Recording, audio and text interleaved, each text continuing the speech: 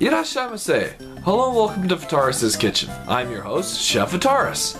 It's time once again for Shoot 'em Up Saturday, and on the menu today we've got Jamestown Plus for the PlayStation 4. What kind of taste will this interestingly themed bullet hell shoot 'em up go and have? Let's find out. Alright, here we are at the main menu of Jamestown Plus.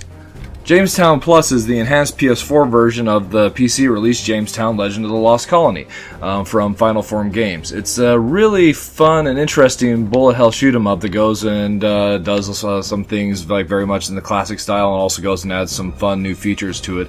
One of the things that's fun about it is it goes and has this interesting story that goes and takes place in an alternate history steampunk universe where the British have gone and colonized Mars in the year 1619, and so the story is you're like start out as a character from like British history, going and fighting Spaniards and aliens and colonial Mars rather than colonial America, and then you go and have like other historical characters like John Smith and Joachim and those like added into the mix for the fun of it as well. So the main game goes and has 5 stages. Not all are available. Well, you have to go and unlock them through beating the stages before, of course, but not all of them are available initially as well. You have to go and beat the previous stages at certain difficulties to go and unlock the later stages. And the PS4 version, Jamestown's Plus, also goes and has a couple of extra stages added in. I haven't unlocked both of them yet, but still, it's a lot of fun there. There's also the Gauntlet mode, which goes and lets you go and play the stages back to back. Otherwise, it just kind of goes and each stage goes and acts as kind of a one-off. Shop, where you can go and buy additional ships as you unlock them, as well as additional modes. There's also the ships that are available through the Treason DLC. You do actually have to go and buy those in-game. It's kind of interesting. And then some other ships that are available and new to the PlayStation 4 version of the title, and challenges, as you can buy the challenge packs as you unlock them, which, man, that's like some seriously brutal stuff there. These challenges are like seriously tough stuff. So, at any rate, let's go ahead and jump right in, shall we? We'll go and play the Gauntlet. And there's 2 versions of the Gauntlet and the Super Gauntlet. We're just going to go ahead and go with regular Gauntlet, though. As usual, I'll just be going and showing the first 2 stages of this game. So, the number of stages that are available to you are dependent on your difficulty that you're going and playing on. Normal difficulty, you only have the first 3 stages. Difficulty, you have up to 4. Legendary, you have all 5 of them available, and Divine is just insane. Alright, let's go ahead and go with difficulty, just so we can kind of show off. You have the ability to go and play up to 4 players simultaneous. This game actually is a wonderful co-op title with some great mechanics to go and that they go and change around, that they add to the multiplayer genre itself. Ships. So ship selection. We've got a total of 12 different ships that we can go and select from. One is actually just a randomized selection. So really it's just 11 ships and then a random. I haven't unlocked all of them, but you have quite a bit of selection there.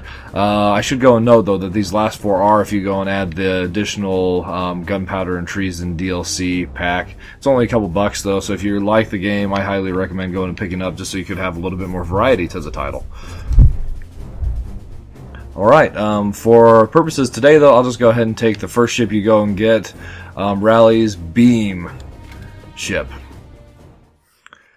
And here we are, Gauntlet Mode. Chapter 1, War upon the East Frontier, in which a settlement is ravaged by betentacled Martians loyal to the Spanish, and a villain appears.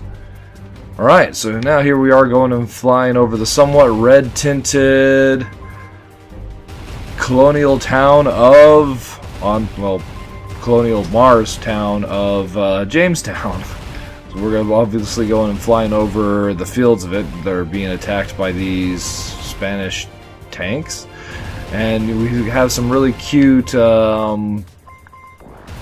British soldiers going and running around from like the aliens and the Spanish that are going and attacking.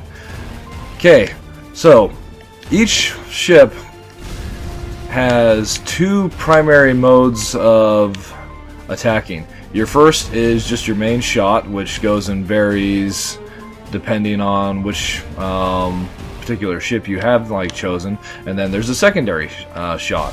For the ship that we went and chose, this was this awesome little beam shot, and then you've got quite a few other different varieties of secondary shot, depending on what kind of ship you ultimately end up taking. Provides for a lot of variety as far as gameplay is concerned.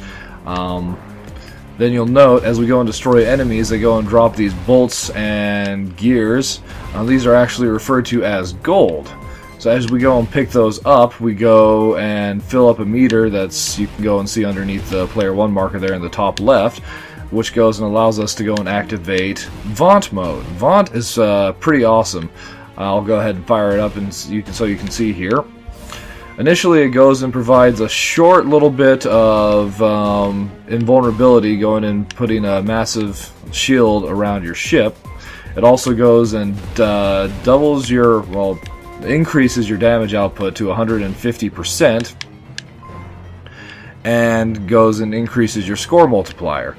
That also goes and stacks when you're going and playing co-op. So if you have multiple players going and vaunting at the same time, then you're going to go and have some serious score multiplier going on. 2x, 4x, 8x.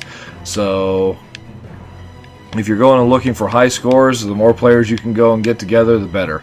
Although one disadvantage is Jamestown Plus is local co-op only. It doesn't go and have online multiplayer, and I guess that would probably go and be due to just how much precision you need to go and have in bullet hell shoot 'em up. Going and having any kind of latency at all, like lag, would go and be terrible, especially in a game where you've got a pixel size hitbox and, well, things can just get insane. So anyway, here we are against the first stage boss, this tentacled Martian overlord. Not being too big of a challenge. We'll see if we can go and finish him off with a good round of vault. I guess not if I'm not dodging. So another feature that co-op goes and adds to it. So if you're going and playing single player, you've got 2 lives per continue. And once you've gone and exhausted those 2 lives, then you are given 2 continues to go and use up. I'm a credit saver, nice. But if you're going and playing a multiplayer, and there are no lives, and just as long as one person is alive, everybody else can go and be revived. You have a revive counter. So kind of in the an FPS, co-op FPS or something like that, where you don't revive instantly and there's a counter involved. It's a really neat idea.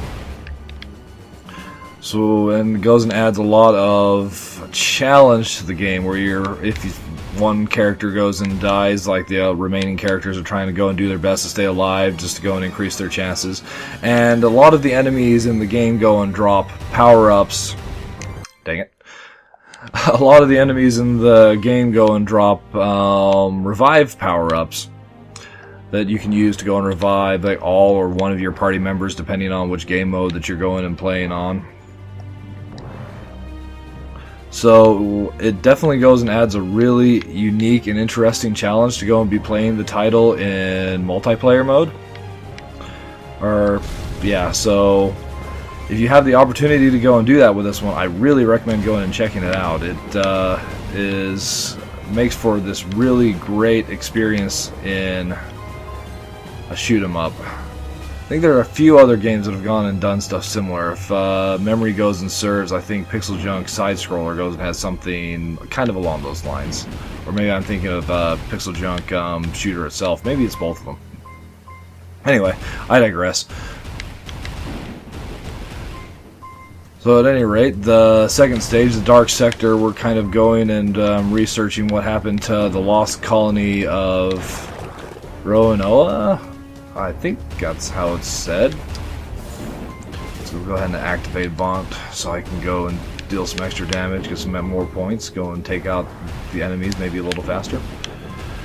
So with the Vaunt mode, is just as long as you're going and collecting gold continually, you can keep on existing in that mode. It is also possible to go and prematurely exit it, and doing so will go and give you a slight shield boost. But the longer you can go and keep it running, the more points you go and can collect, and once the mode actually goes and ends, you actually get a point bonus for the... I'm not even sure what got me there. You get a point bonus for the duration that you spent in the Vaunt mode, which is a really neat feature.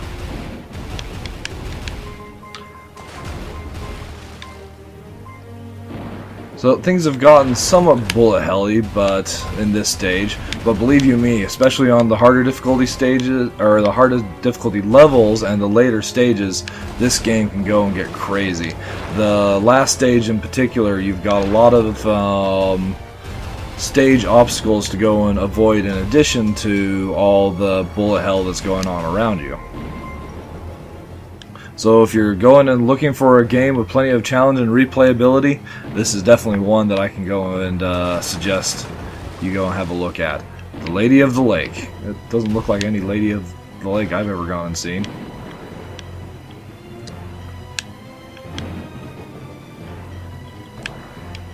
So the bosses usually are broken up into various segments. You can go and see that the boss's life bar at the top of the screen there is segmented into 3 different parts, going and denoting the stages of the battle itself. The first stage was just what we were going and facing there. Second stage, there's all those little towers going and popping up.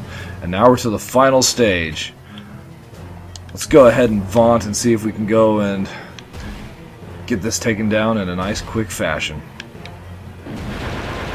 Nice. Alright. Well, I think that'll just go and wrap up my look at Jamestown Plus for the PlayStation 4.